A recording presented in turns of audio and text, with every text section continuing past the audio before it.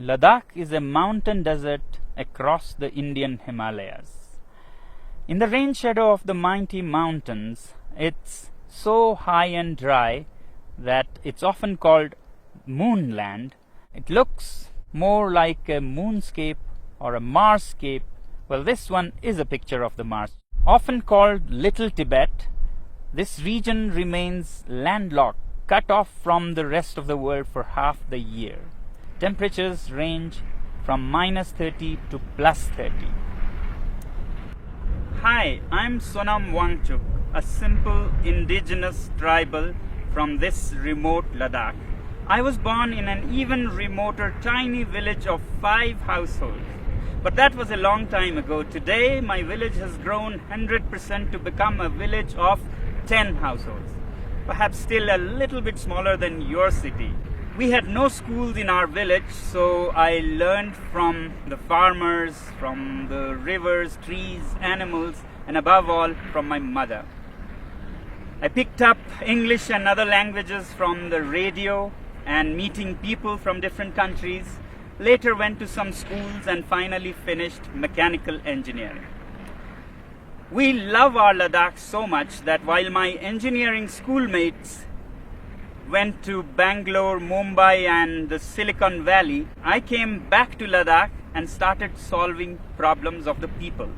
Children's problems in school education, people facing harsh cold winters, and farmers facing water shortage in the face of climate change. I've been doing these things for the last 30 years and the world has been very generous. They have not only acknowledged but admired my work with various awards in different parts of the world. But today I have come here not to talk more about these things but to share with you a bigger challenge that Ladakh is facing and to seek your support in solving our problem. Yes, you can solve our problem, and not only that, you have the power to even avert a world war. Let me explain how. This is Ladakh. You see the famous Indus River flowing, and over there the dark mountains. Across that are the valleys of Nubra and Changtang, where we share our border with Tibet, which is now occupied by China. You may have heard that for the past few weeks, Chinese army has intruded deep inside Indian territory. This has been happening over years, and our shepherds who raise the famous Kashmir goats have lost a lot of their pastures and are in deep trouble. Now, the Indian army is there in large numbers across those mountains, matching China's soldier to soldier, bullet to bullet. But I don't think that is a solution. Both these countries are nuclear powers. And push comes to shove, India doesn't need all of its 160 nuclear weapons to raise all Chinese cities, and vice versa. And that could soon escalate into a full-fledged world war, World War III. Therefore, I have come to seek your support in solving this. You, my friends, have the wallet power, which in this case can even diffuse a bullet war between different countries. Let me explain how. To understand your power, let's first understand what China is doing and why and when. Although China claims that Indian soldiers intruded into its territory, it could not be a coincidence that at the same time, in the months of April and May, Vietnamese decide to bother China. Taiwan and the US Navy also decide to bother China. And the timing is important. This is the time when the whole world is dealing with the pandemic. Who would even think of border disputes? But one country has serious reasons to do that, and that is China.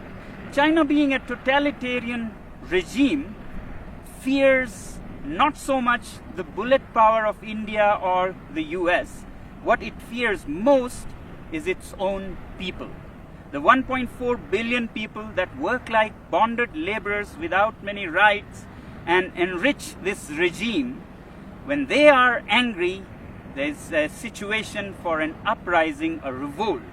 And today, after the COVID pandemic, people in China are furious with their government for how they handled the pandemic. Chinese businesses are shut, factories are shut, unemployment reaches 20%. And it's time for an uprising. And that's when China picks up fights with several of its neighbors to divert the attention of angry citizens from the economy to nationalism. And this is not the first time China is doing this. From 1958 to 62, during the worst Great Chinese Famine, when people in China were very, very upset, Mao decided to invade India. And now Xi is doing the same thing again. Well, this is the simple analysis of my simple tribal mind. If this be the case, then we, the citizens of the world, should use our wallet judiciously and hit China where it hurts most, the economy.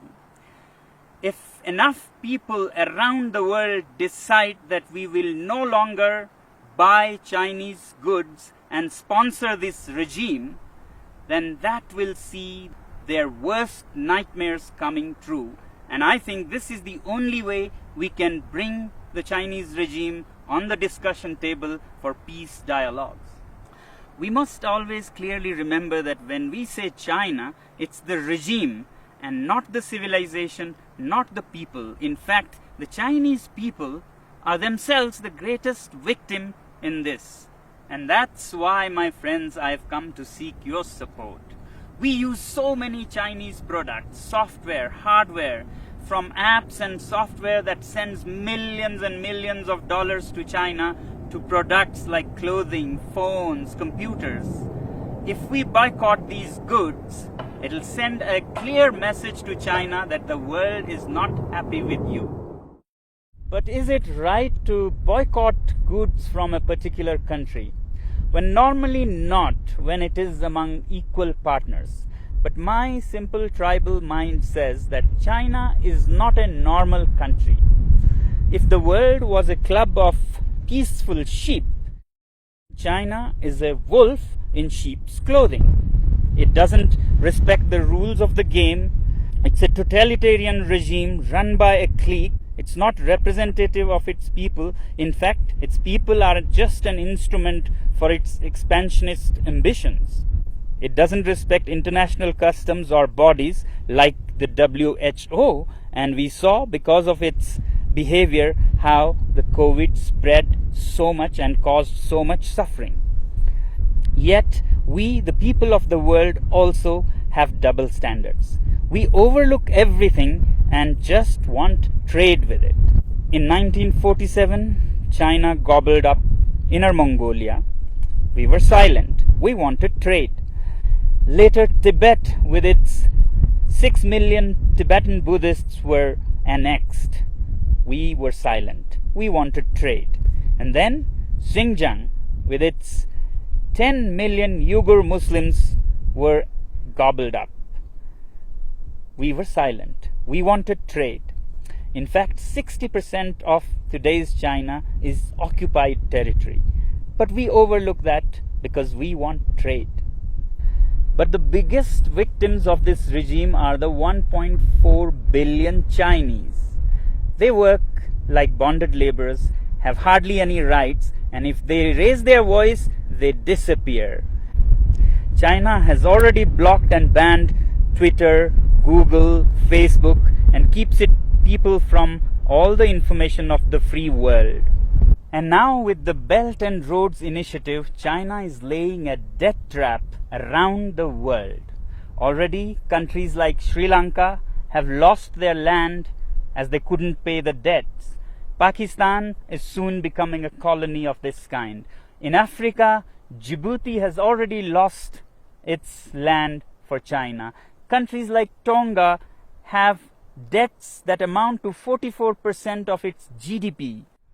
After Asia and Africa, they're soon arriving in Europe, where assets are being built all over Central Asia and Europe with loans from Chinese companies and contracts given to Chinese companies with very high rates, and when you can't repay the loans, you lose your land. To my simple tribal mind, these belts and roads are the veins to suck the blood of the world, to send finished Chinese goods and to suck resources and money from around the world. But we overlook all these facts because we are addicted to cheap Chinese goods. We must also find out, why are these goods cheap in the first place? Can we ethically make cheap goods like this? Well, they are cheap because the labor is low paid, labor laws are hardly there, and natural resources are plundered like there is no tomorrow. States subsidizes utilities to artificially lower their prices, and they manipulate currencies in their favor. So it's time that we, citizens of the world, take our wallets into our hands and say we have personal economic sanctions on this regime. And yet in the free world, we have the double standards to say that if our own country has environmental and human rights restrictions, we move our factories to China. Well, aren't Chinese people human beings with human rights? Isn't nature in China a part of this planet? Now, some people would ask, is it practical? How can we manage without Chinese goods? And what are the alternatives? Well, if we are determined and give enough time to businesses and industry, things will adapt themselves. So that's why I say boycott made in China, software in a week, hardware in a year. So your software apps like TikTok, Hello that you have on your mobile phones, you can immediately uninstall and uninstall in millions so that China gets a message. As for hardware like phones, computers, clothing, we take a year and slowly choose products sourced out of the free world. And my simple tribal analysis says that if you give time and clear determination, then businesses will adapt. A new ecosystem will develop where there'll be enough goods to cater to people who don't want to buy Chinese goods. Just like vegan people or Jain community, they don't eat certain things, they don't go hungry. Businesses adapt and they get what they want with time. As for replacements and alternatives to Chinese goods, I really don't think that we need an alternative for everything. We have been buried under cheap Chinese goods. We have made our houses into museums cluttered with cheap things that we don't even need. Why do we need 10 pairs of shoes? Why can't we do with 3 pairs of shoes made very nicely by local craftsmen? Why do we let these goods pollute our rivers, lakes? Can we learn to live simpler? These lockdowns have actually taught us that we can be happy with much less.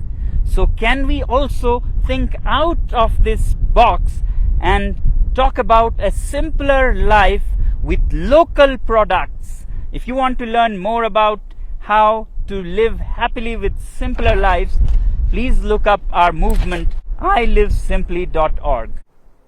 You may not agree with me, but if we keep appeasing China because of our addiction to trade with it and overlook everything else, my simple tribal mind says that we might even be repeating history. How in the late 1930s, the British government led by Chamberlain kept appeasing Hitler and giving in to its demands, finally led to the Second World War. If we continue on the same path, we might either be leading the world to a third world war or a world dominated and colonized by China. Let me help you understand further what our addiction to trade with China can land us into. Here's a story of the great Indian monkey trap. Man puts a sweet bait into the pitcher and then ties this pitcher to a tree with a very small opening. And the monkey comes, puts his hand into the pitcher, grabs the sweet. As it closes its fist to grab this bait, the opening is so small that a closed fist cannot come out of its mouth. But the monkey does not understand that all it has to do is let go of its little booty to free itself from slavery. It struggles and struggles to get its hand out, but doesn't open its fist and let go of the bait.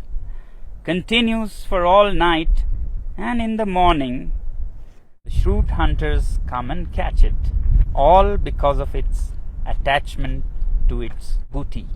I hope we are more evolved than monkeys and can let go of such baits.